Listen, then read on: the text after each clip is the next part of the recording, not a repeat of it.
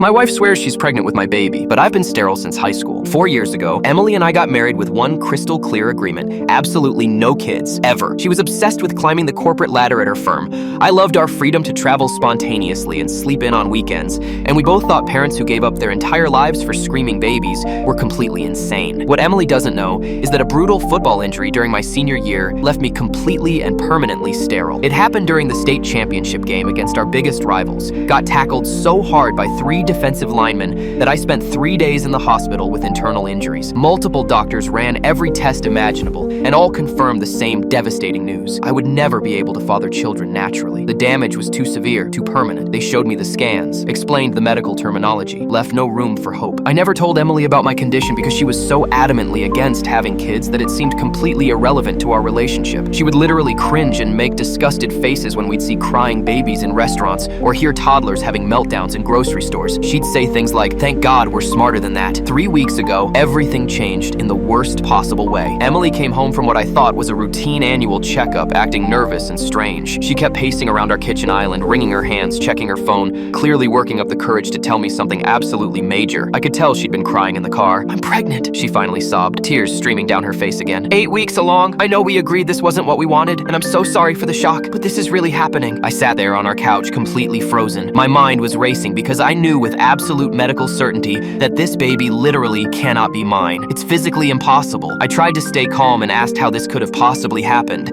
given how careful we'd always been. She immediately got defensive and started explaining that birth control sometimes fails, and these things just happen even when you're being responsible. But her explanations felt rehearsed, like she'd been practicing them in the mirror for days. Here's the most twisted part, though. She suddenly wants to keep it. Says the pregnancy made her realize her true feelings about motherhood, and that maybe we could make this work financially and emotionally. The same woman who used to say children would destroy her career and ruin her body now wants to be a mom. For 3 weeks, I've been pretending to share her excitement while internally panicking about how to handle this impossible situation. Yesterday, I finally couldn't take the psychological pressure anymore and told her about my football injury and the permanent damage it caused. Her face went completely white, then twisted with fury. "You're lying to make me look guilty," she screamed. "You're making this up to hurt me. Prove it." So I pulled out my old medical records from the filing cabinet and showed her everything. Page after page of test results, doctor's notes, specialist consultations, all confirming clear as day that I have permanent sterility. Undeniable medical proof. Her response absolutely floored me. "Doctors can be wrong," she said, her voice eerily calm now. "Medical mistakes happen all the time. Miracles occur." That's when I decided to hire a private investigator. Within 48 hours, he had photos of Emily meeting her coworker Thomas at a hotel every Tuesday for the past 6 months. The same Thomas she always complained about at work dinners. I confronted her with the evidence. She broke down immediately, admitting to the affair but swearing the baby could still be mine because timing is complicated. I filed for divorce the next morning.